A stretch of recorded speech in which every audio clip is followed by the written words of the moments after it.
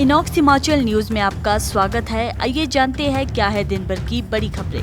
मूसलाधार बारिश से मणिमहेश यात्रा पर रोक, जम्मू कश्मीर के श्रद्धालु की मौत। शिमला बीसीएस स्कूल अपहरण मामले में 14 दिन के रिमांड पर भेजा गया आरोपी। बारिश का कहर, शिमला और चंबा में पत्थर गिरने से 2 की मौत। मुख्यमंत्री सुक्खू ने केलंग जनजातीय महोत्सव का किया शुभारंभ। मनरेगा योजना में सरकारी कर्मियों और पेंशनरों की प्रवेश बंद। शिक्षा मंत्री बोले, अब नदी नालों के पास नहीं बनेंगे स्कूल। 6 जगह बादल फटने से मची हिमाचल में तबाही। ड्यूटी के दौरान हृदयाघात से शहीद हुए जवान अरुण कुमार। टल सकते हैं नवगठित नगर निकायों के चुनाव। चिट्टा तस्करी में शिमला पुलिस का 28 साल का कांस्टेबल और दोस्त गिरफ्तार। आइए जानते हैं अब खबरें विस्तार से। मणिमहेश यात्रा मार्ग पर लगातार मूसलाधार बारिश और भूस्खलन के चलते प्रशासन ने हड़सर से आगे की यात्रा पर अस्थायी रोक लगा दी है। सुरक्षा कारणों से श्रद्धालुओं को आगे जाने की अनुमति नहीं दी जा रही। इस बीच यात्रा के दौरान जम्मू कश्मीर के एक श्रद्धालु की मौत से श्रद्धालुओं में दहशत फैल गई है। मृतक की पहचान देवेंद्र सिंह निवासी डोडा जम्मू कश्मीर के रूप में हुई है। साथ ही चंबा भरमौर राष्ट्रीय राजमार्ग पर कई स्थानों पर भूस्खलन और पत्थर गिरने की घटनाएं हो रही है।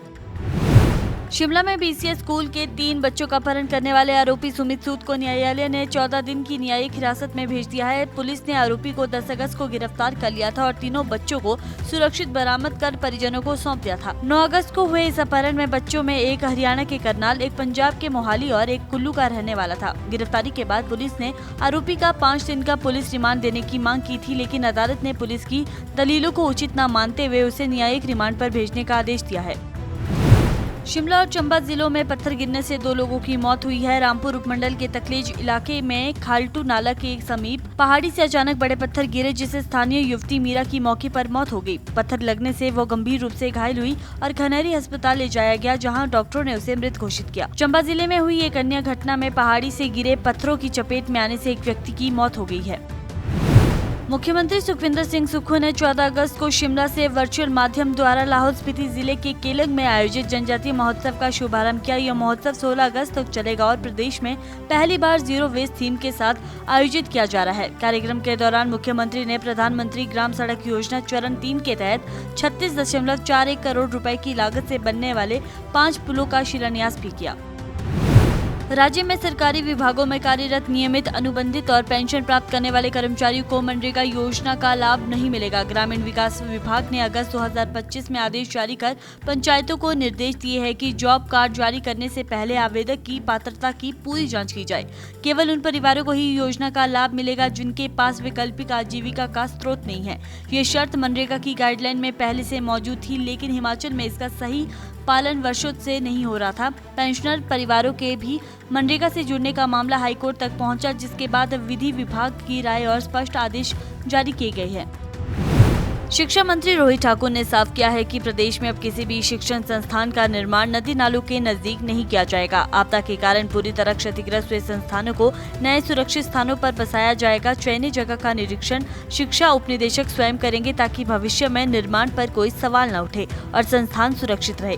इस बार की आपदा में 523 शिक्षण संस्थान प्रभावित हुए हैं, जबकि 30 करोड़ का नुकसान हुआ है। अब किसी भी सरकारी भवन के निर्माण से पहले ये सुनिश्चित किया जाएगा कि निर्माण स्थल आपदा संभावित क्षेत्र में न हो। मंत्री ने कहा कि अधिकतर नुकसान उन्हीं स्कूलों को हुआ है जो नदी नालों के समीप स्थित थे।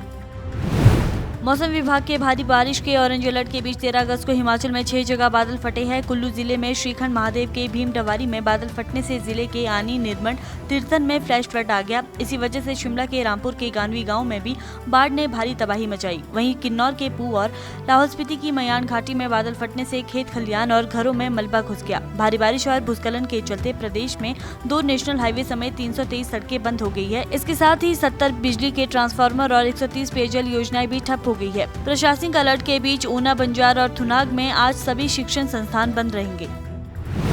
अरुणाचल प्रदेश के डिब्रूगढ़ में तैनात चताड़ा गांव के वीर पुत्र हवलदार अरुण कुमार ड्यूटी के दौरान हृदयाघात से वीरगति को प्राप्त हो गए। उनका पार्थिव शरीर 14 अगस्त तक पैतृक गांव चताड़ा लाया जाएगा, जहां उन्हें राजकीय सम्मान के साथ अंतिम विदाई दी जाएगी। वर्ष 2005 में ऊना के इंदिरा मैदान में हुई भर्ती प्रक्रिया के माध्यम से वे 7वीं जैक राइफल में शामिल हुए थे।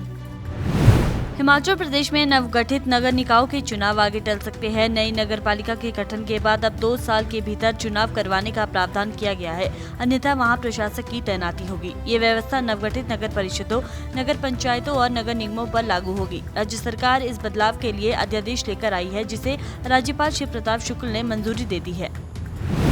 प्रदेश में नशे का जाल लगातार फैलता जा रहा है और अब इसमें सरकारी कर्मचारियों के शामिल होने के मामले भी सामने आ रहे हैं। ताजा घटना में सोलन पुलिस ने चिट्टा तस्करी के आरोप में पुलिस कांस्टेबल समेत 2 युवकों को गिरफ्तार किया। सोलन जिले के कुनिहार क्षेत्र में पुलिस ने गश्त और गुप्त सूचना के आधार पर कार्रवाई की। आरोपी अंकुश कुमार और नीतीश से 4.60 ग्राम चिट्टा बरामद किया गया। खास बात यह है कि अंकुश कुमार शिमला में SDRF में पुलिस कांस्टेबल के पद पर तैनात है।